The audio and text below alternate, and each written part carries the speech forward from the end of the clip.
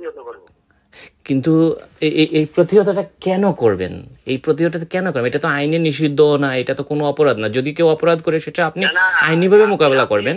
আগের সরকারও তো অপরাধ মোকাবেলা করছে। জয় বাংলা স্লোগান এইভাবে বক্তব্য না দিয়ে, এইভাবে বলে না বলেও তো আইন অপরাধ দমন করছে। হ্যাঁ, বক্তব্যটা হ্যাঁ ঠিক আছে, ওইভাবে না দিয়ে অন্যভাবে বলা দেওয়া উচিত ছিল, যেটা হয়তো ওই সময় হুট করে হয়তো চলে আসছে। কিন্তু একটা স্লোগান, জয় বাংলা স্লোগান আসছিল, যেটা উনি বলছিল, জানি না সত্য কিনা। যদি এইরকম কোন স্লোগান আমার মধুপুরে হয় বা কোন শ্রমিক সংগঠনের সেই প্রেতাত্মারা যদি কোন সংগঠনের পক্ষ থেকে আমাদের মধুপুরে আসে, তাহলে আমি তাদের ওই স্লোগান, ওই মুখ দিয়ে যে স্লোগান বেরোয়েছিল, ওই হাত তখন উঠছিল, ওই হাত আমি ওই মুখ আমি জয় বাংলা করে দেবো। আমার কাছে স্পষ্ট কথা, ওই ধরনের কোন স্লোগান যদি আমার মধুপুরে হয় আমি থাকবো, নয় তারা থাকবে। মধুপুর থানার ওসি বলছিলেন জয় বাংলা স্লোগান যে আপনি যে নিয়ে যে বক্তব্য দিয়েছেন, আপনি কি জানেন না জয় বাংলা স্লোগান বাংলাদেশের একটি জাতীয় স্লোগান? 2022 সালে সেটা প্রজ্ঞাপন জারি করা হয়েছে। 2020 সালে হাইকোর্ট থেকে রায় আসছে। 2022 সালের ফেব্রুয়ারি মাসে সেটা নিয়ে একটা 22 সালের মার্চ মাসে সেটা নিয়ে প্রজ্ঞাপন জারি করা হয়েছে জাতীয় স্লোগান। আপনি যে এটা নিয়ে যে তুচ্ছ তাচ্ছিল্য করে যে আপনি যে বক্তব্য দিলেন, এটা কি ঠিক হইলো আপনি একজন পুলিশ অফিসার হিসেবে?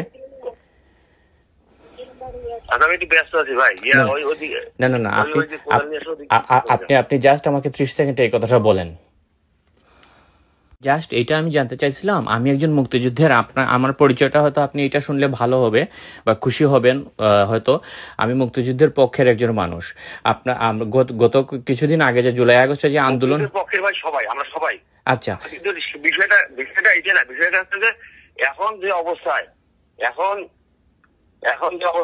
এখন আমি অতিগিরি করতেছি এখানে মুক্তি ওই রকম স্লোগান দিলেও আমার চাকরি নাই, না দিলেও তো আমার আমি না দেওয়ার জন্য তাদেরকে ইয়ে করছি যে এরকম স্লোগান এখন দেওয়া যাবে না বা দেওয়া ঠিক হবে না।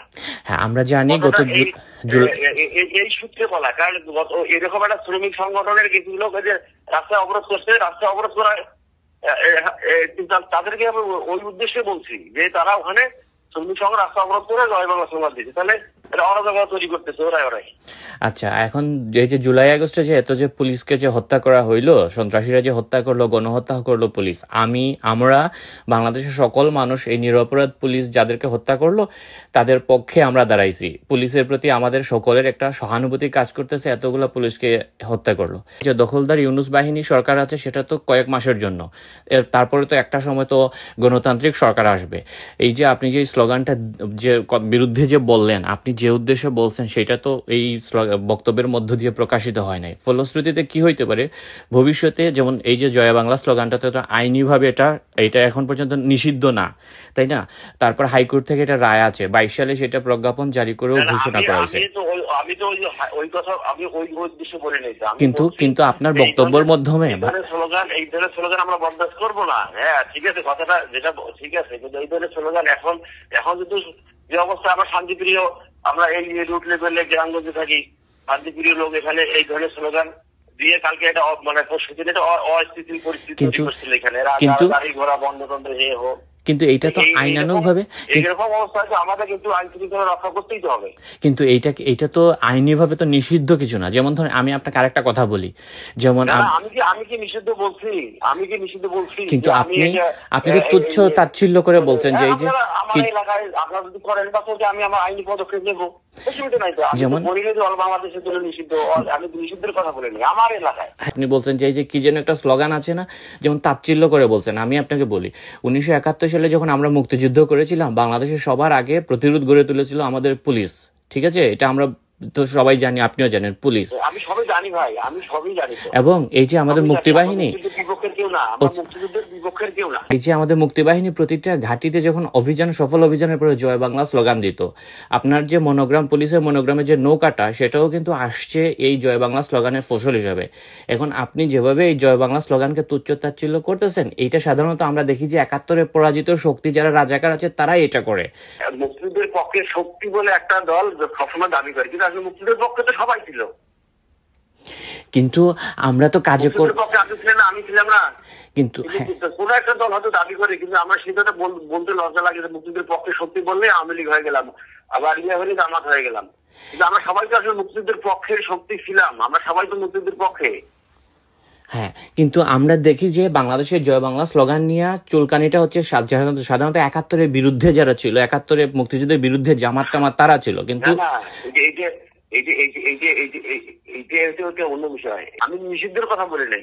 কিন্তু আপনি যেভাবে বলছেন যে এই যে কি যেন একটা বক্তব্য যদি যতটুকু হয়েছে তার যতটুকু হয়েছে ততটুকুর মধ্যেই যদি হয়, আমি জয় বাংলা নিষিদ্ধের কথা বলিনি যে এই নিষিদ্ধ স্লোগান, আমি তো নিষিদ্ধ স্লোগান বলিনি। না, নিষিদ্ধ বলেন নাই, কিন্তু আপনি বলছেন যে আপনি তো নিষেধ করছেন এটা। আপনি তো একজন পুলিশ, এইটা তো একটা কোনো কৌশল হইতে পারে না যে জয় বাংলা স্লোগান কেউ দিলে আমার এলাকায় কেউ দিতে পারবে না। কিন্তু জয় বাংলা স্লোগান তো বিএনপির স্লোগান, আওয়ামী লীগের স্লোগান, দল মত নির্বিশেষে সকলের স্লোগান। 1971 সালে মুক্তিযুদ্ধ করার সময় কি আওয়ামী লীগ বিএনপি এরা কি ভাগ ভাগ হয়ে করছিল, বা বিএনপি বা অন্যান্য দল তো ছিল না? তার মানে ধর্ম, বর্ণ, লিঙ্গ নির্বিশেষে জয় বাংলার বিষয়টা না, বিষয়টা মুক্তিযুদ্ধের পক্ষে আমরা সবাই ছিলাম। কোনো জামাত বিপক্ষে ছিল কি ছিল না সেটা তাদের হিসাব, কিন্তু আমরা তো সবাই মুক্তিযুদ্ধের পক্ষেই ছিলাম। তাহলে জয় বাংলা স্লোগানটা দিতে পারবে না কেন, এটা বলছেন কেন? ওই স্লোগানের পক্ষে তো আমি কোনোদিনও ছিলাম না। কোন স্লোগানের পক্ষে? বিশ্বাস করি এটা ঠিক আছে, কিন্তু কোন স্লোগানের পক্ষে ছিলেন না? এখন এটা হয়তো আইন শৃঙ্খলা রক্ষার জন্য তাদেরকে আমি এইভাবে বলার চেষ্টা করছি। এখন অনেকেই হয়তো বিষয়টাকে অন্যভাবে নিচ্ছে। কোন স্লোগান? হ্যাঁ, কোন স্লোগানের পক্ষে ছিলেন না আপনি? সমস্যা তো নাই। কোন স্লোগানের পক্ষে ছিলেন না? কোন স্লোগানের পক্ষে ছিলেন না? কোন স্লোগানের পক্ষে আপনি ছিলেন না? জয় বাংলা স্লোগান কোন স্লোগানের পক্ষে ছিলাম না মানে যারা জামাত শিবির কেন্দ্রিক যারা মনে করতেছেন আল্লাহ আকবার, ওই রকম ওই জামাত শিবিরের কি বলে মুক্তিযুদ্ধের বিপক্ষের পক্ষে শক্তি ছিলাম না আমরা, সেটাই বলছিলাম। আপনি যে বক্তব্যটা দিচ্ছেন এটা কি আইন বিরোধী হয়েছে? আপনি কি এটা মনে করেন ভবিষ্যতে এটার জন্য আপনি বিপদে পড়তে পারেন যদি কখনো এই যে আমি নিষিদ্ধ, আমি আমার বক্তব্যটা ভালো করে পড়ে দেখেন, শুনে দেখেন যে আমি আমার এলাকায় এই ধরনের বক্তব্য বরদাস্ত করবো না। এখন আমি তো আইনে নিষিদ্ধ বলা যাবে না, এই যে একবার নিষিদ্ধ বলা যাবে না, এই কথা কিন্তু আমি বলিনি। কারণ আমরা যেভাবে ফেসবুকে দেখছি যে মানুষ সেভাবে শেয়ার করতেছে, ভালো করে দেখেন, ভালো করে যে বলা যাবে না এই কেন বললো, এই ধরনের কথা তো আমি বলি নাই। এবং আপনি তো হয়তো আরো দীর্ঘদিন পুলিশের চাকরি, আমার এলাকায় প্রতিহত করবো। কিন্তু এই প্রতিহতটা কেন করবেন? এই প্রতিহতটা কেন করবেন? এটা তো আইনে নিষিদ্ধ না, এটা তো কোনো অপরাধ না। যদি কেউ অপরাধ করে সেটা আপনি আইনিভাবে মোকাবেলা করবেন। আগের সরকারও তো অপরাধ মোকাবেলা করছে। জয় বাংলা স্লোগান এইভাবে বক্তব্য না দিয়ে, এইভাবে বলে না বলেও তো আইন অপরাধ দমন করছে। বক্তব্যটা হ্যাঁ ঠিক আছে, ওইভাবে না দিয়ে অন্যভাবে বলা দেওয়া উচিত ছিল, যেটা হয়তো ওই সময় হুট করে হয়তো চলে আসছে। কিন্তু আসলে আমরা আইনের লোক, আমরা আইনগত যখন যে সরকার আছে ওই সরকারের সময় চাকরি করছি, ওই সরকারের পক্ষে আমরা তো ধারাবাহিক করছি 2 বছর থেকে, তখন ধারাবাহিক করছি ওই সরকারের আমলে। হ্যাঁ, ওই সরকার আমাদের বৈষম্যে রাখছিল 8-10 বছর, কোনো থানায় যায় নাই। আবার ঠিক আছে, আবার এই সরকারের পক্ষে কাজ করতেছি।